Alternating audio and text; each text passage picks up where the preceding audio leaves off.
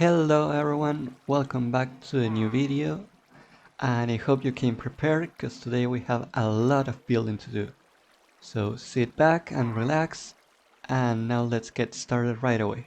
So first of all, let me show you that over here I made a provisional villager breeder because yeah, I needed villagers and that one was way too slow.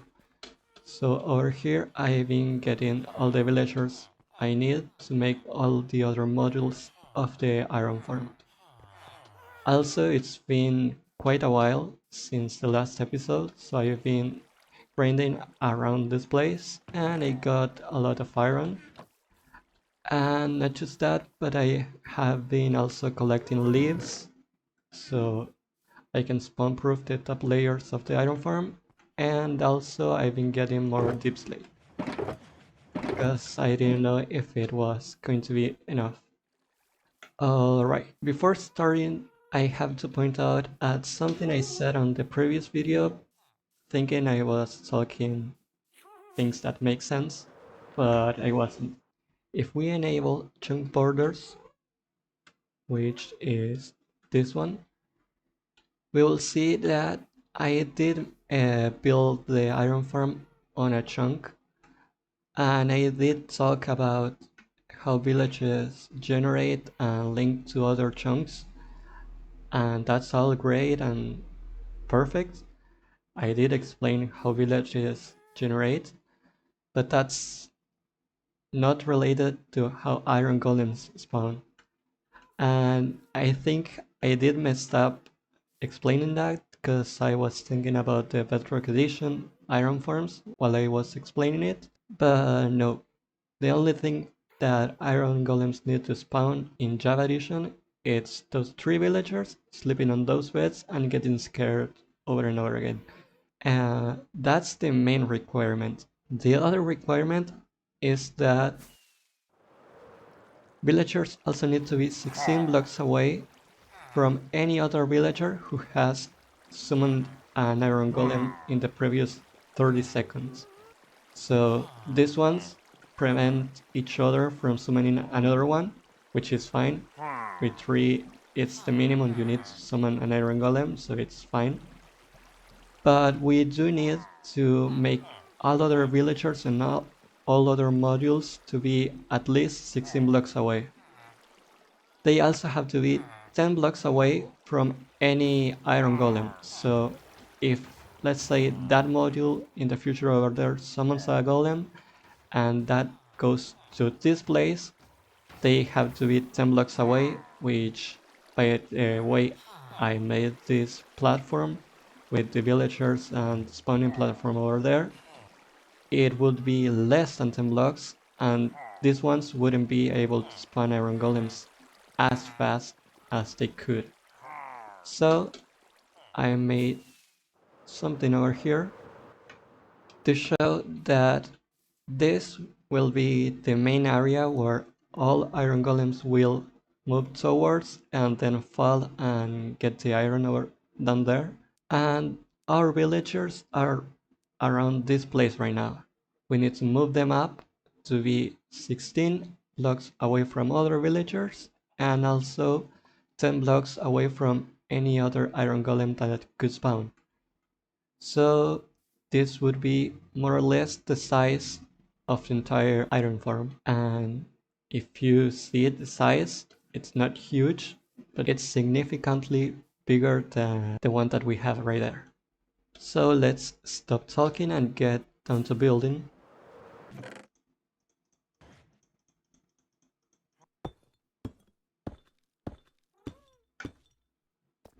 While I build this, I should mention that I did went to the nether again to try to get wither skulls, and I did got 5 more, or 4 I think. And that means that for this episode we will have 2 beacons to our name, which will be great, because if we go over here, I don't have a spyglass, but you have to trust me. Over that mountain on the mesa, I found a cave that looks really well for a villager breeder and some more things to do with villagers later on. Something else I want to do for next episode is to make some other nether portals around my world, because yeah, I can see my base over from here, but it's kinda resource intensive for the rockets, especially since I don't have a creeper farm. So yeah, I think traveling by the nether will be the best option for me. Also, it's great because I will have everything connected from there on. And also I will have easy access to the end, which I honestly can't remember what is it. I do have the coordinates, and that's what I use to go there. But linking the end through the nether will be a big quality of life change for me.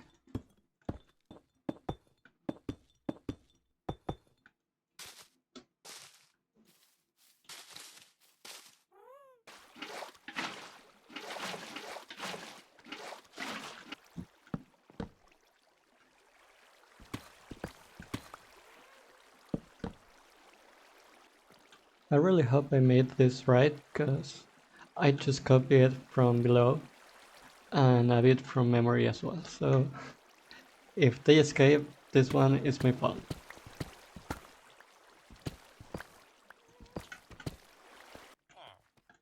Alright, we built that part over there. Now we have to transport the villagers and the illager up top. Now we have to lock the vision from the villagers to the illager, so they don't spawn an iron golem and accidentally kill him. I should also build some kind of platform to get him.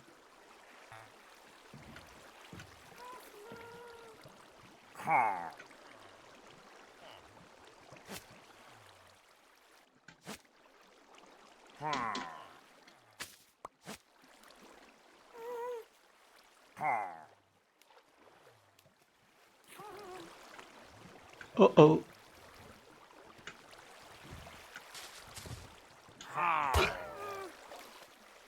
Okay. This is not good, but it's not the illager fault. It's the happy ghost. As always. I swear they are really annoying. Luckily I have an outpost over there. I just need to bring one more illager here and we'll be back alright. But this does slow down a bit my plans. Let's see where we are.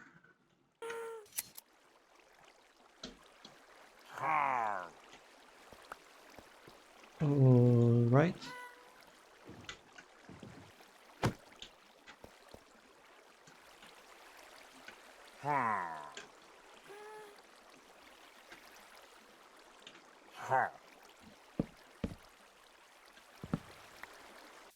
And now this is working again as it was doing it before.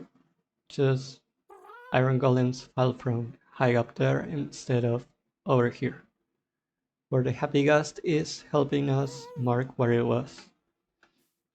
Alright, so now let me try to get another illager which the iron golem killed, and let's get back to one of the modules.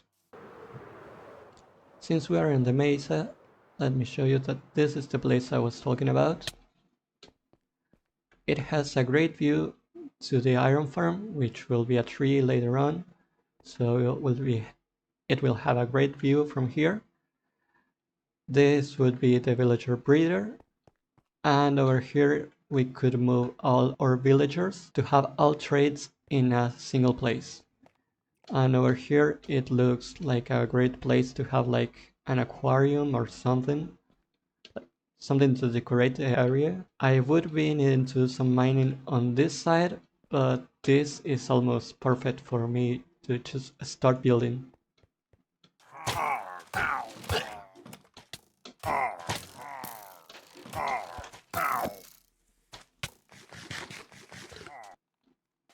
Imagine doing this a few updates ago. We would have needed to make rails and make a whole rail system from here to the place where I'm making the iron farm, or maybe even through the nether, but that would also require me to build a tunnel. So we are really lucky that we now can transport villagers and other entities like this.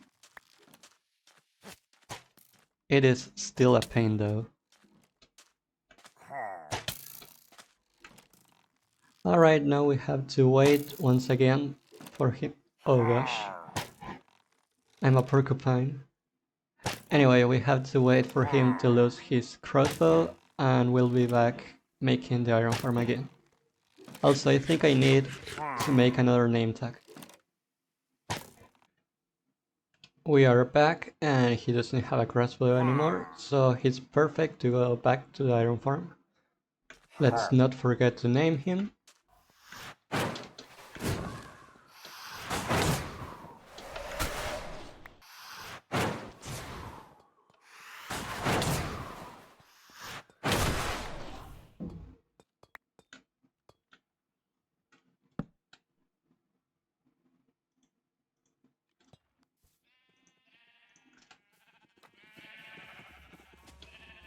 Let's try using wind charges and see if this is faster than going with the happy gust, which I think it will be.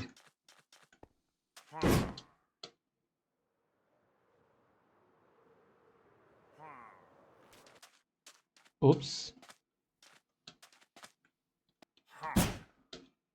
I need to get used to them.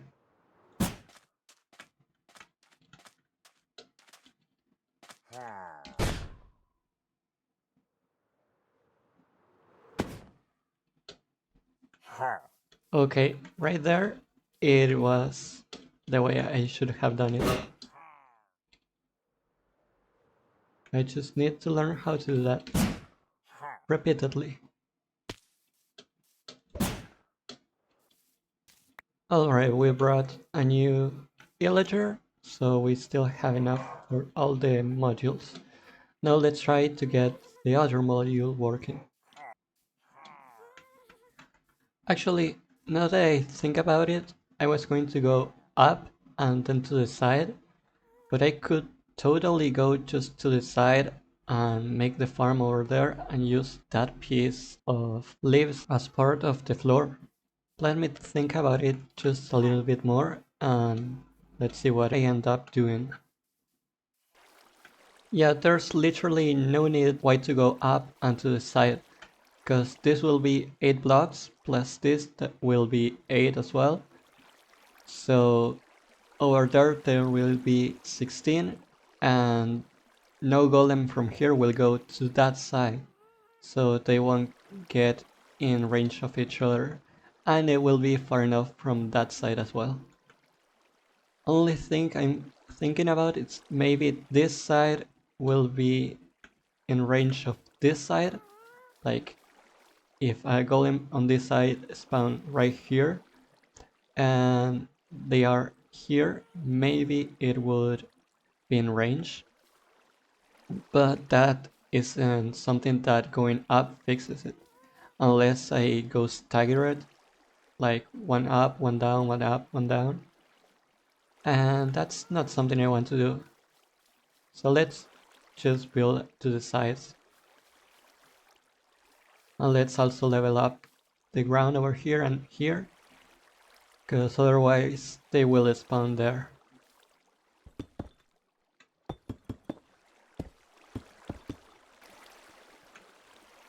Okay, so we need to add the villagers at this point, because this time is way smaller, the space. And they would fall here and then over there. I should also change this so it's all stairs and the iron golem doesn't try to kill the villager, or it tries to but it falls anyway. Something I think it will help us is the villager being at the center, because maybe there's a chance, I don't think it will ever happen, but there's a chance that the iron golem is too close to the border and he will go here and escape. I don't think, again, I don't think it will happen, but having the villager there will help us to guide the iron golem to the center and then over here. Which maybe it also fixes the problem with the modules being in range of each other. And it would be looking like this.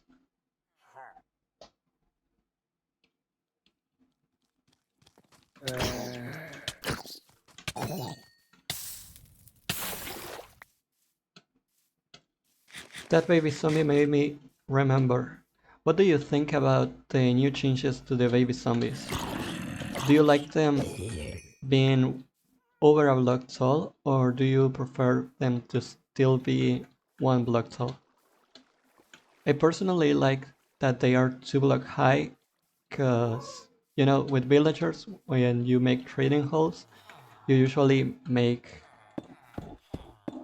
this, and you leave this gap for you to trade with the villagers. And sometimes you place a trapdoor so you can close it and avoid zombies getting in there. But by making them just slightly above 1 block tall, you would be protecting them.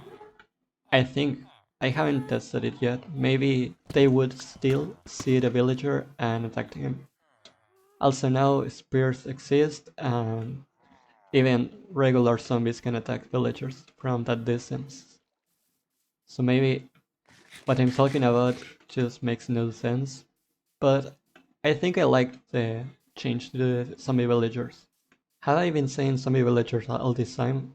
I meant baby zombies. Yeah, and also fighting them would be easier because they will have a bigger hitbox, so you can't miss as many shots as you would normally do. Thankfully, I already got the flow of this.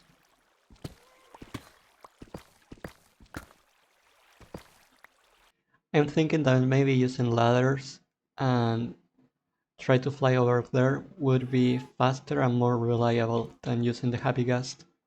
Let me just cover here, so if everything go bad, the iron golem won't kill the villager. Let's hope so, at least.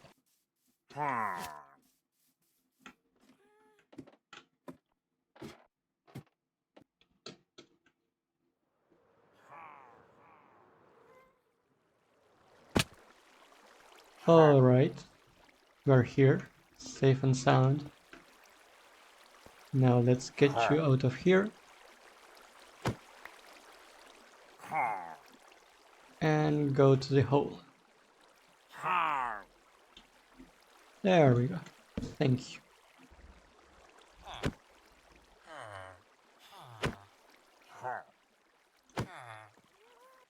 This one I think it has been working ever since it started. Let's double check just in case. That one started working and this one is still working. Alright, so let's keep building the rest.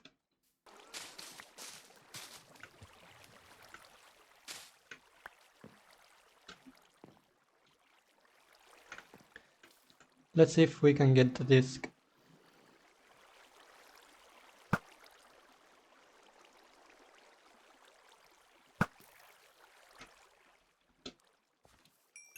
There we go. Alright, we have 2 ready to go. Technically 3.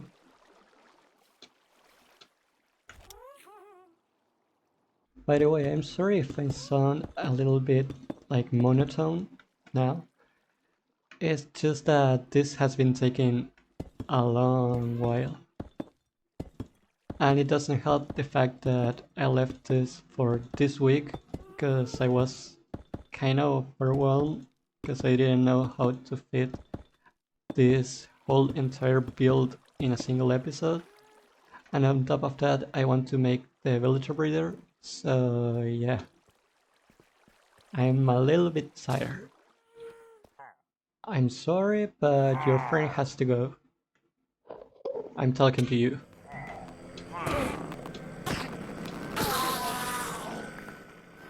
You don't worry, you will have 3 more friends over there. Now we have 3 plus this one at the top, which is perfect. And we are also waiting for these villagers to sleep, which they all did except this one. And once this one sleeps, let's allow them to see their new friend. There we go. Now they see their new friend. And he appears. Perfect. Alright, everyone but this one is sleeping. So it means it's scared of something. Somewhere. Which I really can't tell why. Never mind. The three of them are sleeping, which means it's time.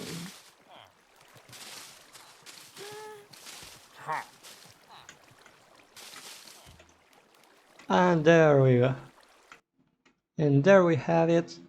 We have the full iron farm already made. To be honest, it's an overkill iron farm, because I don't think I will ever need this much iron. Just look at this. Full of logs, which I already had at the beginning, but all this is new, plus this, and this, and this. It's really overkill, but I wanted to make it like this, so I'm happy with it. Now, I also want you to notice the real size of this. This will be inside a trunk of a tree, so just imagine the size of that tree. Alright, let's stop talking and get right to making the villager breeder. Otherwise, I will run out of time, which I think I already did. I don't know how Editor Me will do the rest of the editing, but I hope he can fit everything. Ooh, nice.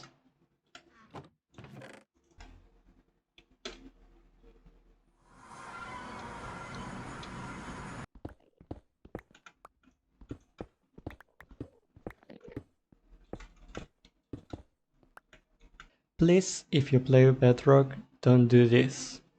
Trust me, it won't end good for you.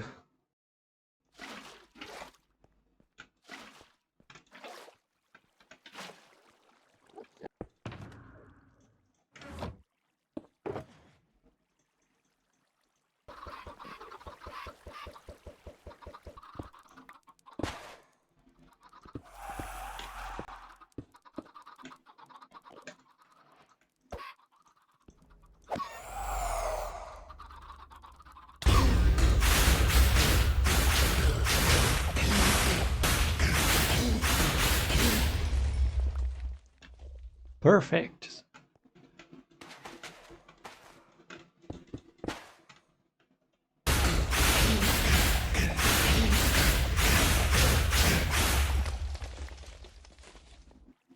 And now we got a beacon, or actually two.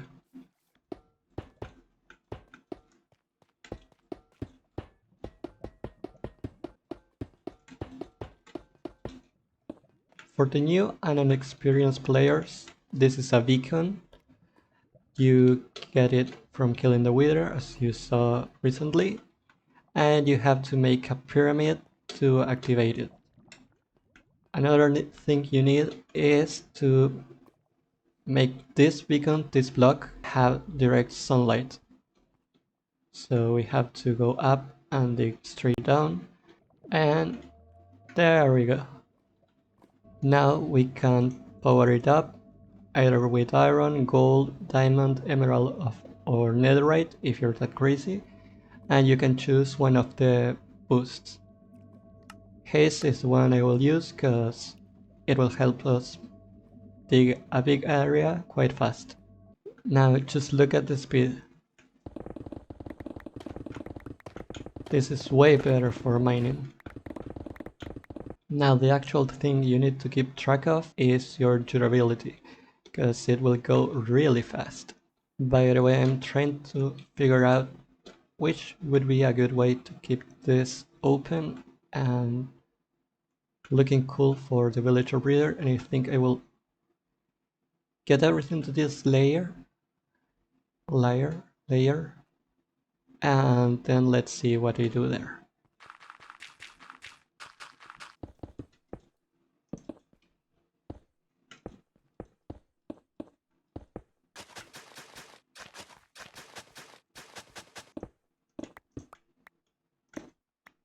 You know, I was going to go with a happy gas like this, but I think I know another way.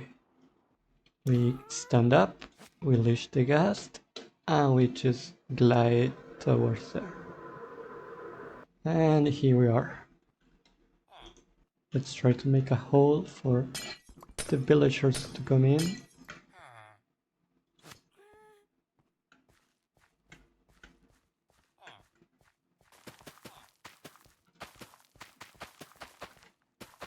Same as earlier, let's try to get up and then glide all the way over there.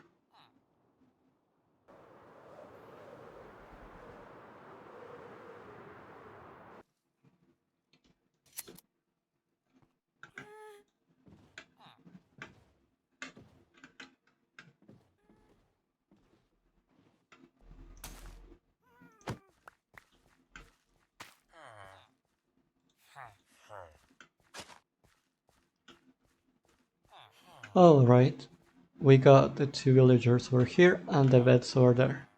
Now we only need to get some trapdoors, so when they have babies, the babies want to jump to the beds and they fall down and we collect them to place on the trading hall that will be there eventually, of course. Alright everyone, I think this is where we're going to leave it for today, because let's be honest, it was a lot to do in a single episode. I hope you like it, and if so, I'll see you in the next one where we're going to work on different projects, because I think it's about time to start working with something else than villagers. With that said, thank you so much for watching, and I'll see you next time. Bye bye!